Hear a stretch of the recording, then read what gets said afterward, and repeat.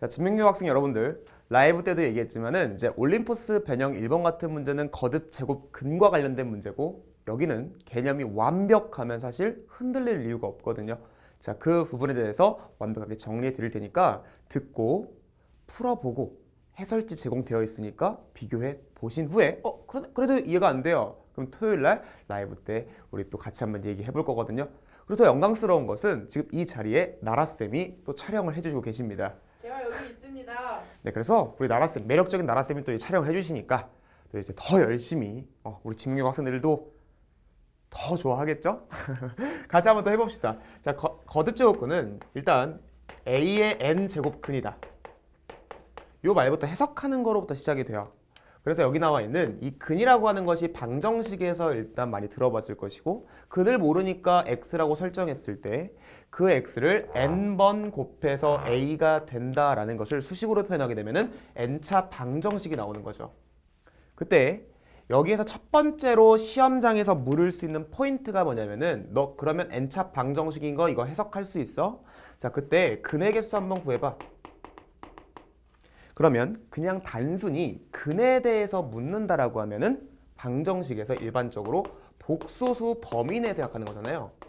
n차 방정식은 항상 복소수 범위 내에서 몇 개의 근을 갖는다? n번 곱했으니까 n차 방정식 n개의 근을 갖는다라고 이렇게 하는 것은 무리 없이 여러분들이 잘 하실 거예요.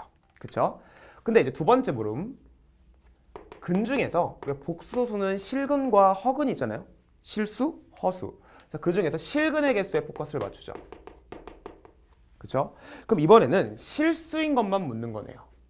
근데 이 방정식을 풀 수가 없어요. 모든 자연수 n에 대해서 다 인수분해할 수가 없잖아요. 따라서 얘를 우리는 두 함수의 교점을 보겠다라는 아이디어로서 이 개수를 파악하시면 된다는 거죠. 그러면 이 그래프를 이제 그려주면 되는데, 저 그래프는 n이 홀수냐 짝수냐에 따라서 두 가지 그래프 개형으로 나눠진다는 사실이죠. 그러면 이 그래프 개형을 우리가 직접 시험장에서 그려가지고 풀 거는 아닌 거잖아요. 그렇죠? 그러면 이것만 기억해 봅시다. n이 짝수면 y축의 대칭인 무슨 함수다? 우함수다라는 요 성질이 중요한 거예요. 무슨 성? y축 대칭성. 자, 그런데 반면 n이 홀수일 때에는 그래프 개형이 어떻게 생기냐라고 묻는다면은 원점에 대하여 대칭인 기함수다 원점에 대하여 대칭이라는 이 성질이 중요한 겁니다.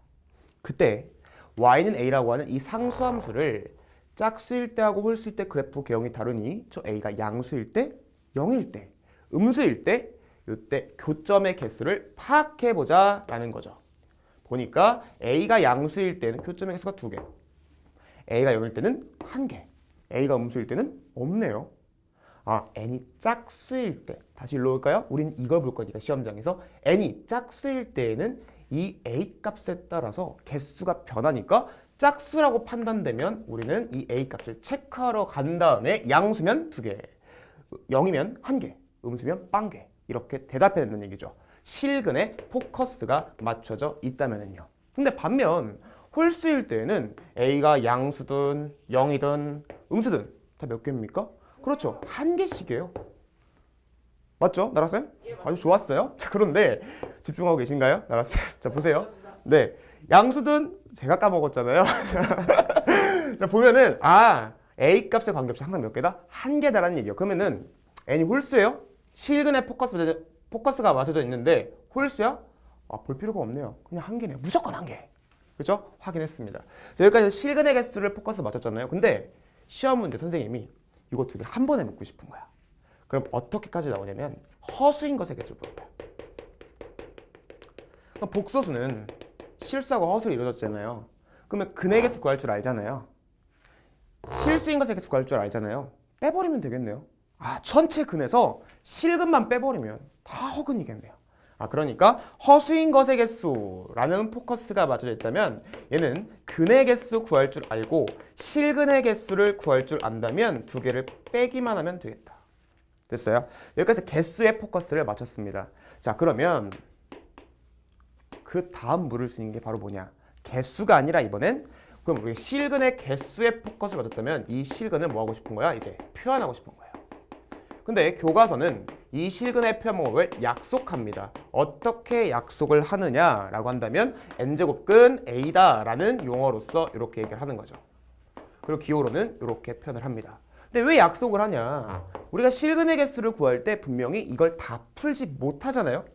대수적으로. 그러다 보니까 그래프를 그렸고 그러면 교점인 거 요때 x좌표 찾고 싶은 거고 요때 x좌표 찾고 싶은 건데 방정식 못 풀다 보니까 약속을 해버리는 거예요. 그러면 이걸 어떻게 약속을 하냐? 너 y는 a, a가 양수일 때는 두 개 있으니까 양수일 때만 n제곱근 a 이렇게 약속을 하자. n제곱근 a 이렇게 약속을 하자라는 거고요. 선생님 얘도 두 개인데요. 양수인 것만 약속을 해요. n이 짝수일 때에는 하나는 이 함수의 가장 큰 특징인 y축 대칭성에 의해서 네 좌표에다가 너의 x 좌표에다 뭐만 붙이면 될까? 그렇죠. 마이너스를 붙여서 표현하면 되지 않겠느냐 이렇게 얘기를 하고 있는 거예요. y축 대칭성에 의해서. 근데 0일 때는 뭐 굳이 관심이 없죠. 그냥 0이니까. 음수일 땐 당연히 짝수고 음수면 실근이 없는 거고 표현할 필요가 없는 거죠. 근데 홀수일 때는 a가 양수던 0이던 항상 한 개잖아요. 다 실근의 표현 방법에 의해서 표현이 된다는 사실이에요. 그럼 너는 실근 n제곱근 a 이렇게 표시하면 돼요. 0일 때는 당연히 0인 것이고 그럼 이때는 n제곱근 마이 a 이렇게 쓰면 되겠네요. n제곱근 마이 a 실근의 표현 방법에 의해서. 여기서 드는 의문이 있어요. 아니 선생님 짝수일 때는 y축 대칭성에 의해서 분명히 실근을 표현했는데 이 함수 원점 대칭인데 왜 원점 대칭성은 이용 안 하나요? 아주 좋은 질문이죠. 이게 바로 숨어져 있는 개념인 것이고 이것을 우리가 시험장에서 자주 볼 수가 있습니다. 그래도 원점 대칭이니까 당연히 요 길이가 같을 것이고 그럼 여기다 마이너스 붙이면 얘랑 어때 줘야 돼요? 같아져야겠네. 그러니까 여기서 뽑아낼 수 있는 성질이 뭐가 있냐? 바로 n이 홀수일 때 원점 대칭성이죠. 이때는 이 n제곱근 a 라고 표현된 것에 마이너스를 붙여주면 n제곱근 마이랑 같아지더라.